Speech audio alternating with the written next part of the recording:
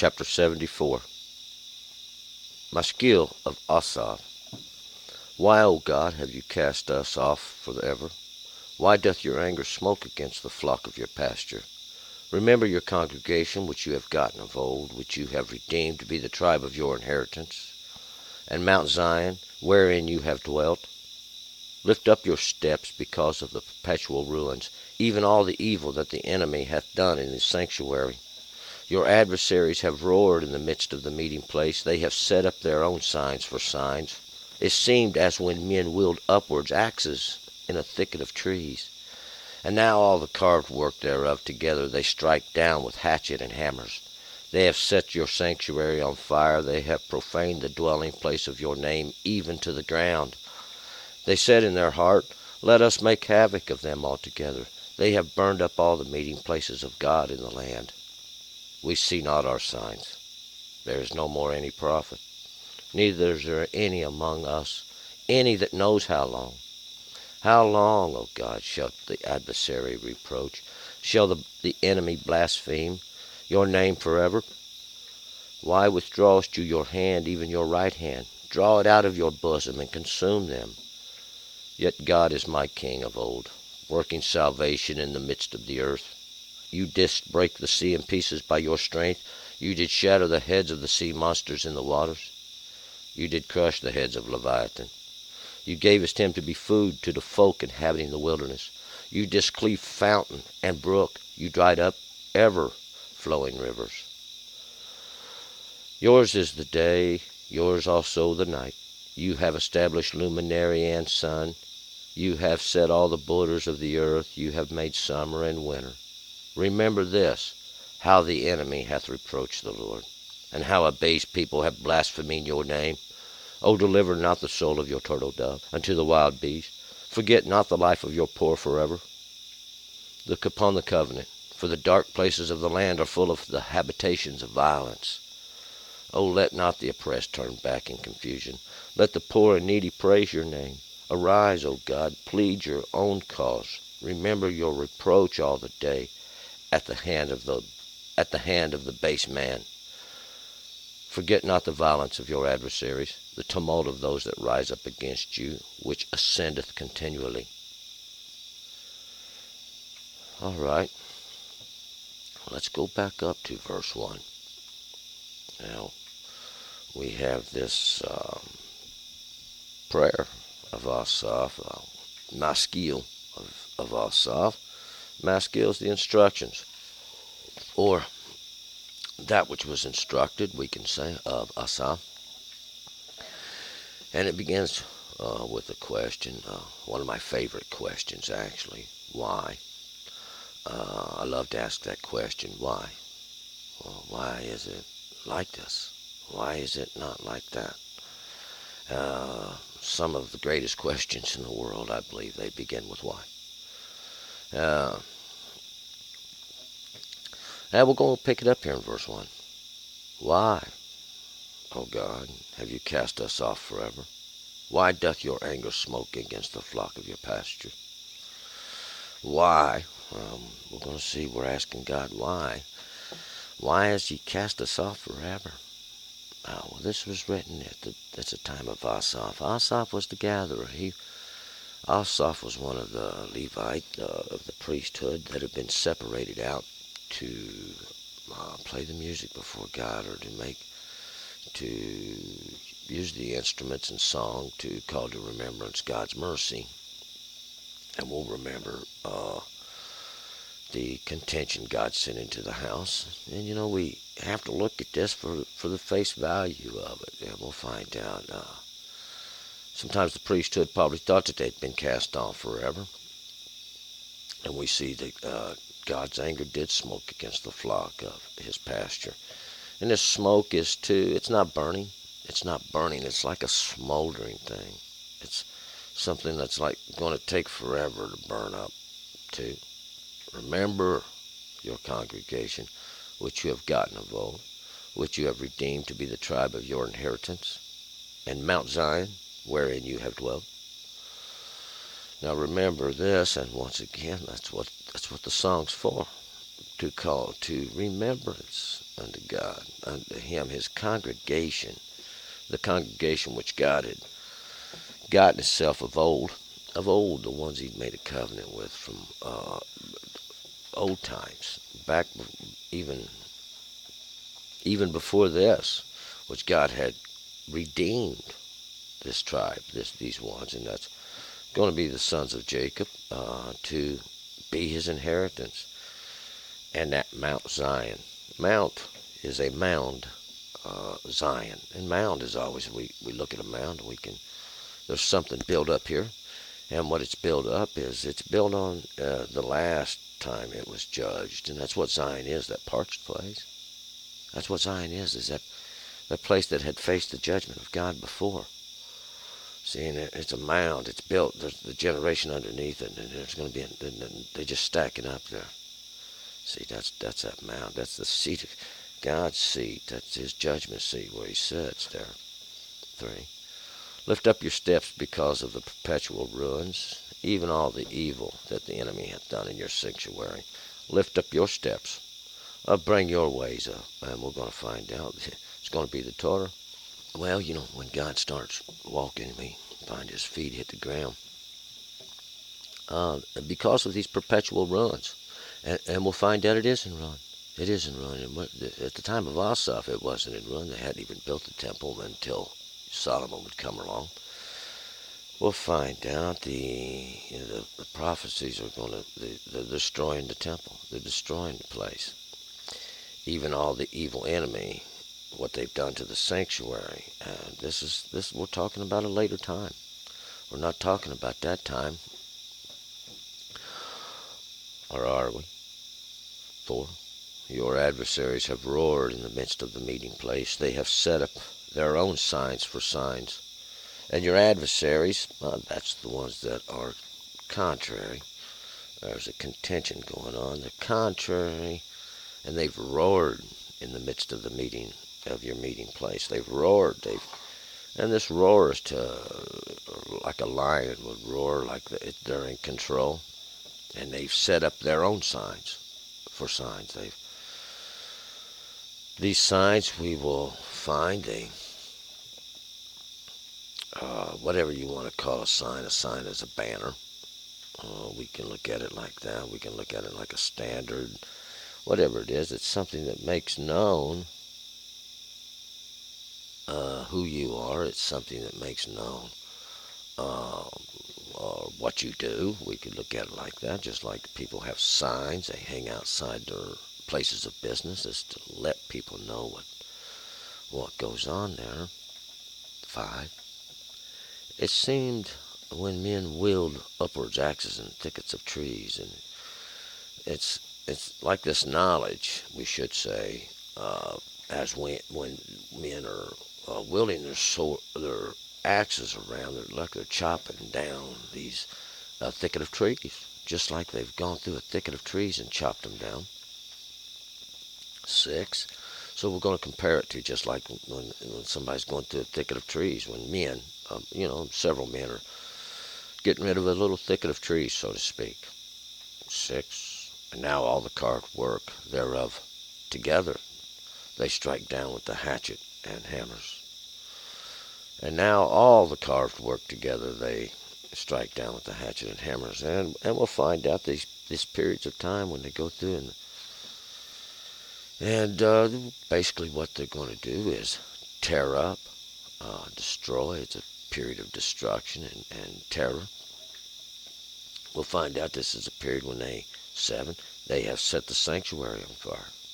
They have profaned the dwelling place of the name even to the ground, of your name even to the ground. This is a period of time when they've set the sanctuary on fire, because we'll find out your sanctuary, the sanctuary is a place that's sanctified for God. And we're talking about the sanctuary. We're talking about that place that they burn to the ground with fire. And it's because they bring the judgment of God on it. And they profane that dwelling place of God's name. And we'll find out this is documented. We have this. This is actually what happened. 8, they said in their heart, let us make havoc of them. altogether. They have burned up all the meeting places of God in the land. And that's what they said in their heart. This was their understanding. This was their intention, was to make havoc of them altogether. To create a disturbance, you might say, to rock the boat, so to speak. We can look at it like that, just to cause some trouble. And it's confusion. It's confusion what they've done. And when they destroyed the temple of God, they brought this great confusion onto all mankind. They burned all the meeting places of God in the land, all these places of God. We'll find out God had one place, and it was in Jerusalem.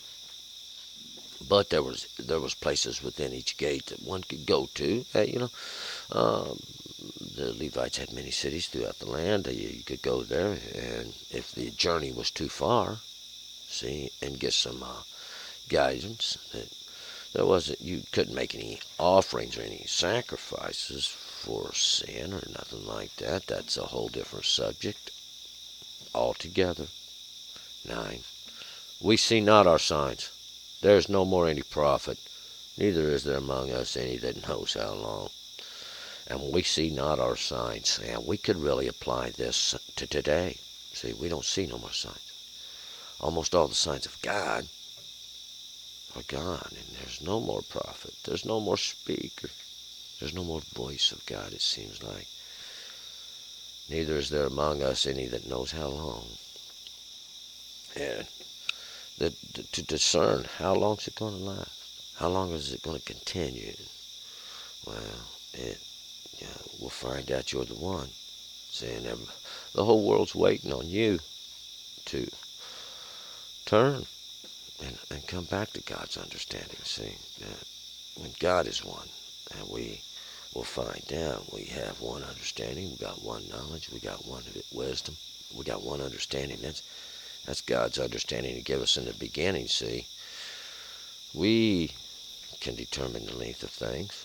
Now God said, I give you the power to overcome it. 10. How long, O God, shall the adversary reproach? Shall the enemy blaspheme your name forever? How long? But just how long, we will decide that when we turn to God. We'll find God's right there. He's waiting. He's waiting. Turn, and we'll find out he'll go before you with a mighty hand. God said, with a mighty hand. Just like when he brought you out of Egypt, when he brought you out of that place of traps and snares, he brought you out of that written authority of understanding that men have. We'll find that there won't be no more of the ignorance that we have today. Men holding something over your head. I don't know what that is. 11.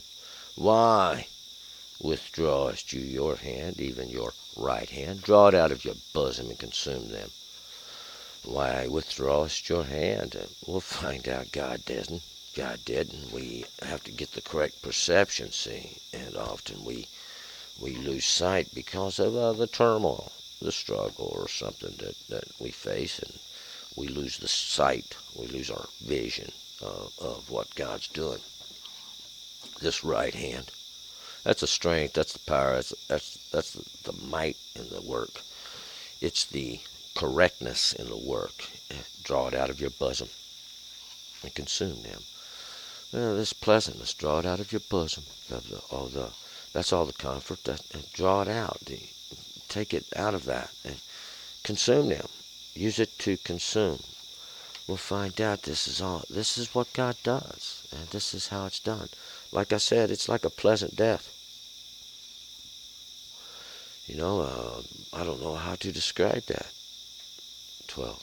Yet God is my king of old, working salvation in the midst of the earth. See, God's my king. That's who the king is, God. There ain't no other king. Truly, God has been the king of old.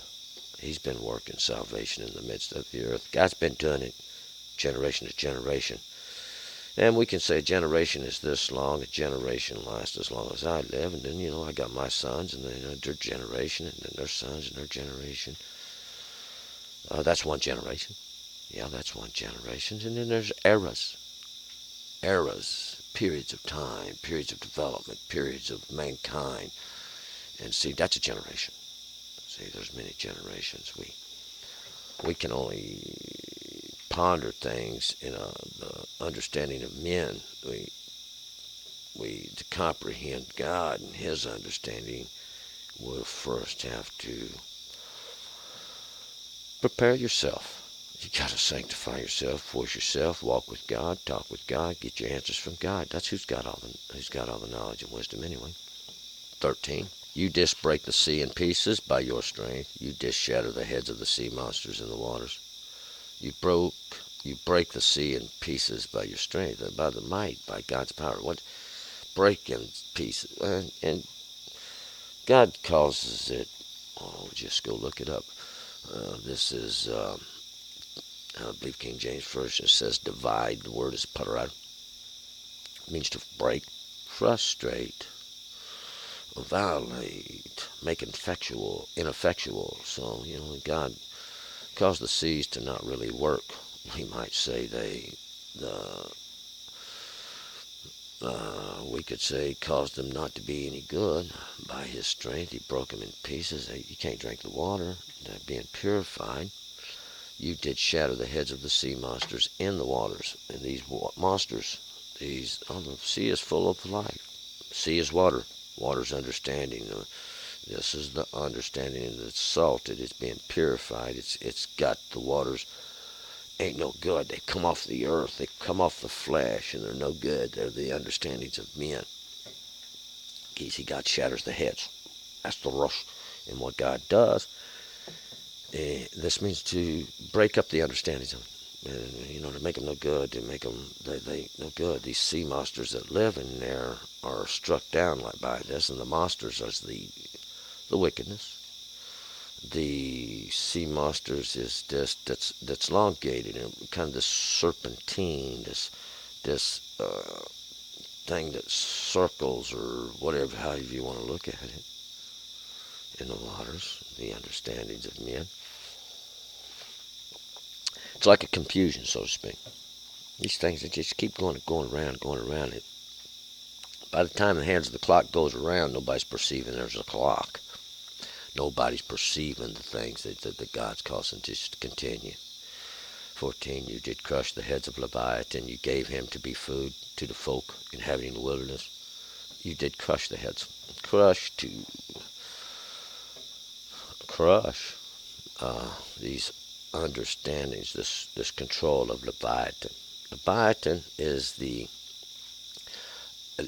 levy is always the join. It's the joiners. That's connected the to the gifts. A dawn is more like be something that's gave. These things that are gave to be connected, crushing the heads of those things that are connected. It's kind of like they're running together. And we get this perception from Job, this creature that kind of lives in understanding. And God gave him to be the food to the folk inhabiting the wilderness. And this folk is like the common people that inhabit the wilderness, the peoples of the wilderness. The food to be consumed by those that are in the wilderness. And this is that place where the words drive out. So it's the place where they're chewing over the understanding of God, trying to come to the correct understanding, the words are driving out the wickedness. This is what consumes that wicked, elongated one, or this that's connected to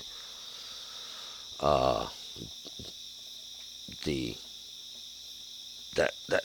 that creature of the sea, that creature that dwells within that.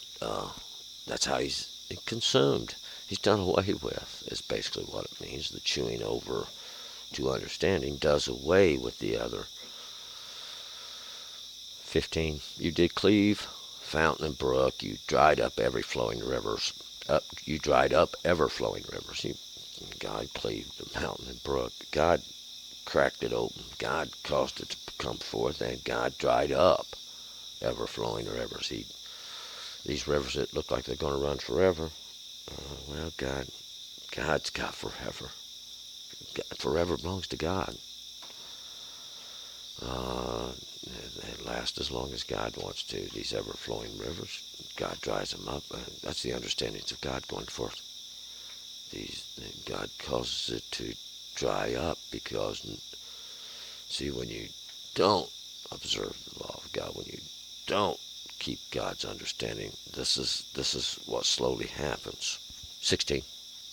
Yours is the day, yours also the night. You have established luminary and sun. Yours is the day. God's is the day. Since here this day is referring to the period of light, and we have the period of night referred to, we'll find out this. God's is the darkness. God's is the light. God is the goodness. God is the darkness. See, God is that which is not good. It all belongs to God. God's established the luminary and the sun. God established the sun. We say, well, that's where all light comes from, is the sun. Wrong. See, that's wrong. There's another light. There's understanding. Understanding is like light. If you're stupid or not having understanding, you're kind of like in the dark. Then suddenly, we got these cartoons. A little light bulb comes on. There's light. There's some understanding. I got an idea, so to speak. That's a luminary. Oh, I got an idea. And you light up. And that's exactly what this means. God made both. See, God made that kind of light, and God made the sun as well. God is the God of heaven. God is God of earth. 17, you have set all the borders of the earth. You have made summer and winter. God set all the borders. Borders are the outlines, the limitations, the confinements of the earth. Earth is anything that is the earth, and all things of the earth. That includes your flesh. These borders, these containments, God made you just what you are. He made the bone inside. He wrapped it with the skin. That's a border, the skin that wraps around your being within.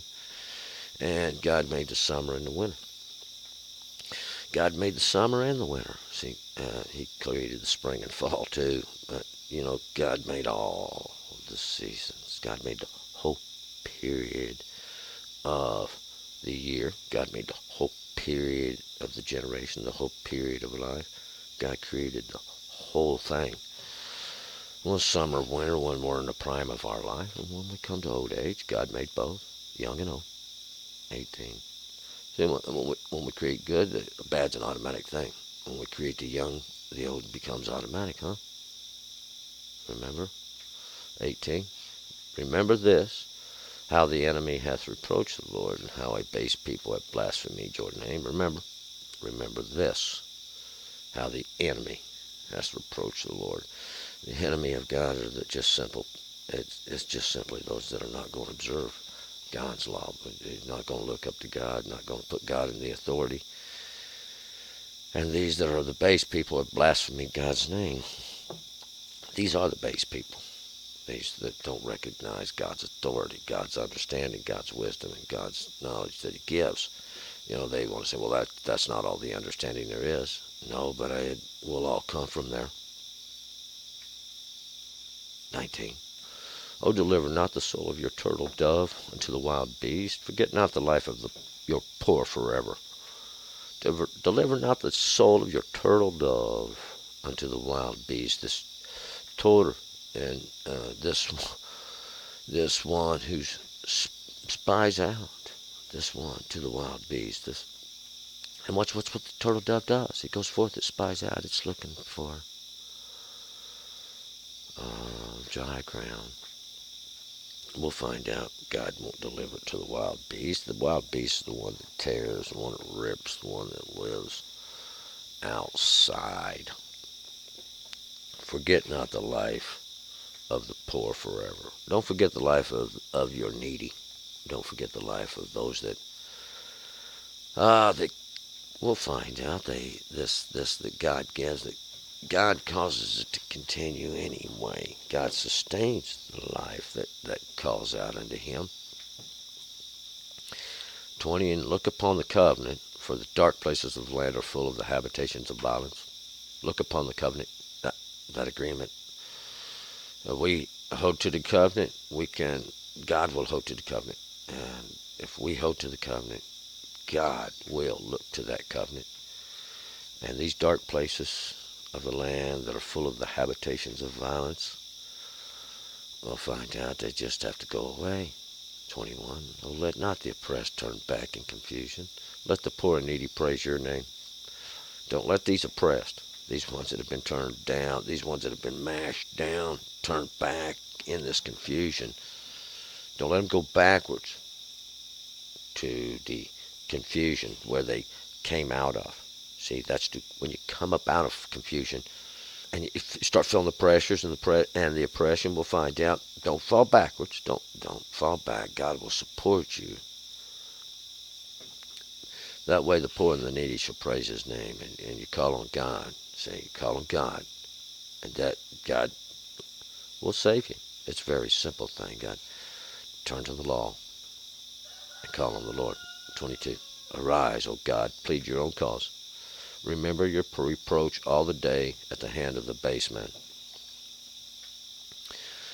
Arise, O God, plead your own cause. Remember your reproach all the day at the hand of these base men. Those that are brought down, these base. And base is just a kind way of saying a low life. That's a low life. I hate to use that term. I hate to be so harsh on those that that don't want to do the right thing, that don't want to do what God's asked you to do. It's a very simple thing. He's not asking you to be the greatest. He's just asking you to do a few things and stand up and be respectful. Because when you don't, you're causing reproach all day. You're not trying to do the right thing. You go forth to do wickedness, and this creates a lower understanding in humanity. It perpetuates it, let us say. 23. Forget not the voice of your adversaries, the tumult of those that rise up against you, which ascends continually. Forget not the voice of your adversaries. Well, you don't have to worry about that.